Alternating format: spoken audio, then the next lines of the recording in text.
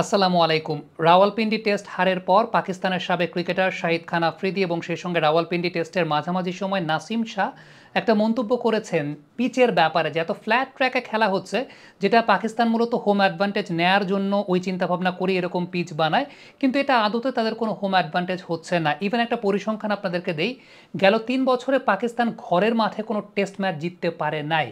এসব বিষয়ে পর্যালোচনা করে তারা আসলে পিচের কথাটা বলছেন বা পিচকে কাঠগড়ায় তুলতে চাচ্ছেন, কিন্তু আমার কাছে মনে হয় বাস্তবতার জায়গাটা আসলে ভিন্ন। আপনি পিচকে অজুহাত হিসেবে দাঁড় করাতে পারবেন না, কারণ এই পিচে বাংলাদেশের পেস বোলাররা স্ট্যান্ডার্ড বোলিং করে গেছেন, সেটাও কিন্তু একটা বিষয়। পক্ষান্তরে আপনি যদি পাকিস্তানের পেস বোলারদের কথা চিন্তা করেন, দুইজন পেস বোলারের কথা আমি বলবো, শাহিন শাহ আফ্রিদি এবং নাসিম শাহ একেবারে যাচ্ছে তাই বোলিং করেছেন, একেবারে যাচ্ছে তাই বোলিং করেছেন। একটু প্রমাণস্বরূপ নতুন বলে বাংলাদেশের পেস বোলারদের বোলিংটা যদি একটু দেখাতে চাই, তাহলে খেয়াল করে দেখবেন একদম 4.5-5.5 মিটারের যে জোনটা, ওই জোনটাতে এবং ক্লোজ টু দ্য উইকেট ওই রকম জোনে তারা বোলিং করে গেছেন, বুদ্ধিমত্তার সঙ্গে বোলিং করেছেন এবং স্কিলের জায়গাটা হচ্ছে দুদিক থেকে বল মুভ করিয়েছেন। শরীফুলকে আমরা দেখেছি দুদিক থেকে তিনি বল মুভ করিয়েছেন, কোনোটা ভেতরের দিকে ঢুকেছে, কোনোটা বাইরে গেছে।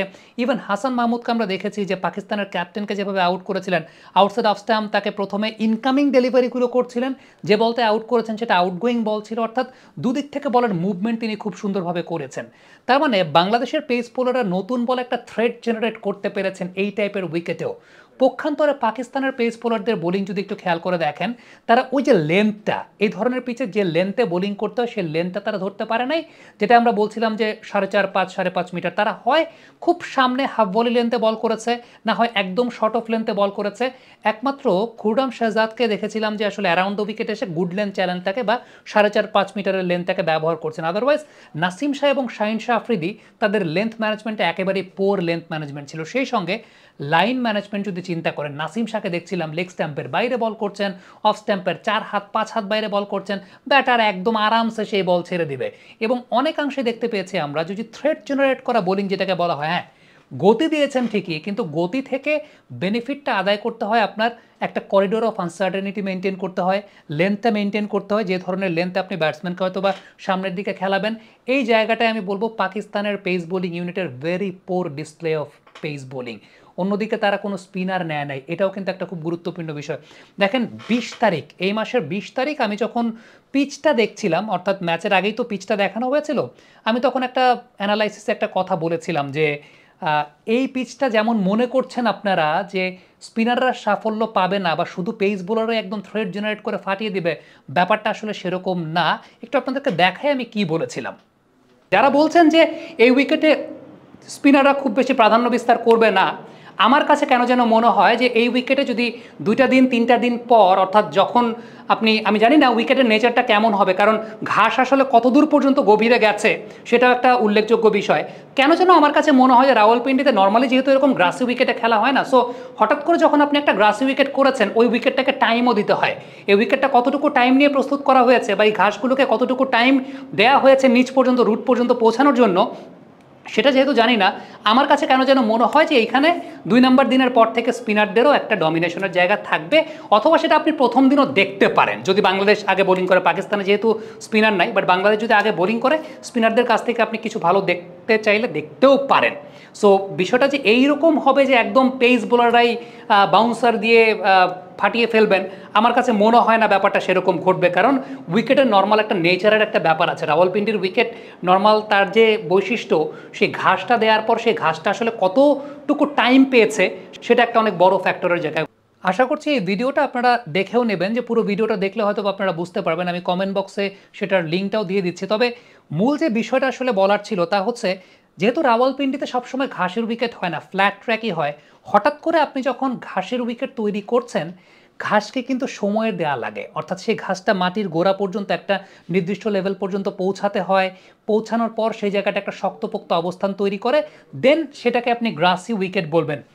টনি হেমিং এই মুহূর্তে রাওয়ালপিন্ডির কিউরেটর হিসেবে তিনি ছিলেন। এই টনি হেমিংয়ের অধীনে সিলেট ইন্টারন্যাশনাল ক্রিকেট স্টেডিয়ামে আমি ২টা ম্যাচে কমেন্ট্রি করেছিলাম, যেখানে বাংলাদেশ এবং ইন্ডিয়ার মধ্যকার উইমেন সিরিজের ম্যাচ হয়েছিল, এবং তখন টনি হেমিংয়ের সঙ্গে আমার একটা বিস্তারিত আলোচনা হয়েছে যে সাবকন্টিনেন্টে ইভেন ওই সিরিজেও আমি দেখছিলাম যে টনি হেমিং ঘাসের উইকেট প্রস্তুত করেছেন, কিন্তু আসলে সেটা একদম যেরকম আমরা মনে করি যে ঘাসের উইকেট, সেরকম সার্ভিস দিচ্ছে না। কেন? টনি হেমিং তখন আমাকে একটা কথা বলেছিলেন যে আসলে যে সমস্ত উইকেট ট্রেডিশনালি আসলে গ্রাসি উইকেট তৈরি করা হয় না, ট্রেডিশনালি গ্রাসি উইকেট তৈরি করতে গেলে সেটাকে অন্তত 1 বছরের মতো সময় দেওয়া লাগে। অর্থাৎ ওই যে ঘাসের যে নিচের অংশটা সেটা একদম মাটির গোড়া পর্যন্ত, গভীর পর্যন্ত পৌঁছাতে সময় লাগে, এবং এটার জন্য 6 মাস থেকে 8 মাসের মতো সময় লাগে। সো একটা গ্রাসি উইকেট প্রিপেয়ার করতে 8 মাস থেকে 1 বছরের মতো সময় লাগে।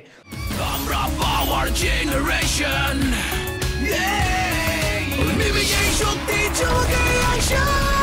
পাওয়ার চুমুকে অ্যাকশন।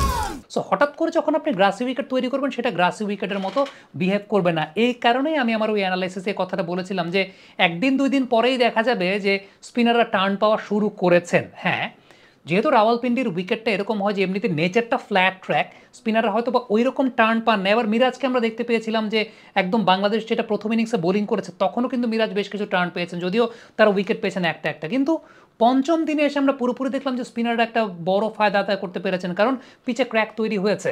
এখন এটা যদি ওই ধরনের ঘাসের উইকেট হতো যেখানে সিম বোলাররা সুবিধা পাবে, ঘাসটা যদি মাটির গোড়া পর্যন্ত পৌঁছাতো, তখন একটা ব্যাপার আছে যে আপনি দলে কোনো স্পিনার নেবেন না। কিন্তু আপনার দলে একটা টেস্ট ম্যাচে ডেফিনেটলি ফ্রন্টলাইনের একজন স্পিনার প্রয়োজন হয়, যেটা বাংলাদেশ 2জন ফ্রন্টলাইনার স্পিনার নিয়ে অ্যাটাকটা সাজিয়েছে। যদিও তাইজুল ইসলামকে এই টেস্টে বাংলাদেশ খেলায় নেয়, সেটা অবশ্যই স্ট্র্যাটেজিক্যাল কারণবশতই খেলায় নেয়। 3 পেসার 2 স্পিনার ওইভাবেই গেছে। মিরাজের ব্যাটিংটা একটা বাড়তি অ্যাডভান্টেজ প্রদান করে, কিন্তু পাকিস্তান এখানে পুরোপুরি ক্যালকুলেশনটা ভুল করেছে। এবং টনি হেমিংয়ের wicket, to be very honest, Tony হেমিংয়ের বানানো উইকেট সম্পর্কে আমরা যতটুকু জানি, পাকিস্তানের ওই পর্যায়ে তারা অতটুকু জানবেন না। যেহেতু আমি জানি, তার আন্ডারে একটা সিরিজ আমি কমেন্ট্রি করেছি, আমি এই কারণে বলেছিলাম গেল 20 তারিখে যে উইকেট যেটা মনে করছেন ঘাস দেখে যে একদম ঘাসের উইকেট ফাটিয়ে ফেলবে, উল্টা ওই যে ঘাসের উইকেটের যে প্রথম অ্যাডভান্টেজটা, ওইটা বাংলাদেশ যেহেতু আগে বোলিং করেছিল, ওই অ্যাডভান্টেজটা বাংলাদেশ নিয়ে নিয়েছে, যেটা পাকিস্তান একেবারেই অ্যাডভান্টেজটা পায় নাই। উল্টো পাকিস্তানের বোলারদের লাইন ম্যানেজমেন্ট খুবই পোর ছিল, খুবই বাজে লাইন ম্যানেজমেন্ট ছিল, লেন্থ ম্যানেজমেন্ট তো একদম কোনো কথাই নাই। এবং সেই সঙ্গে যে স্পিনার তারা নেয় নাই, তারা উইকেটটা মিস রিড করেছে, মিস জাজ করেছে।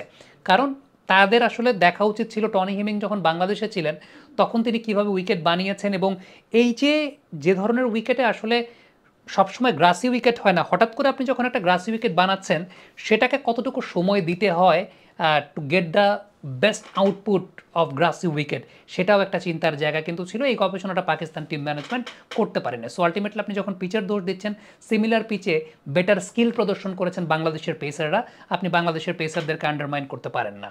Thank you very much. Comment বক্সে আপনাদের মন্তব্য মতামত জানতে চাই।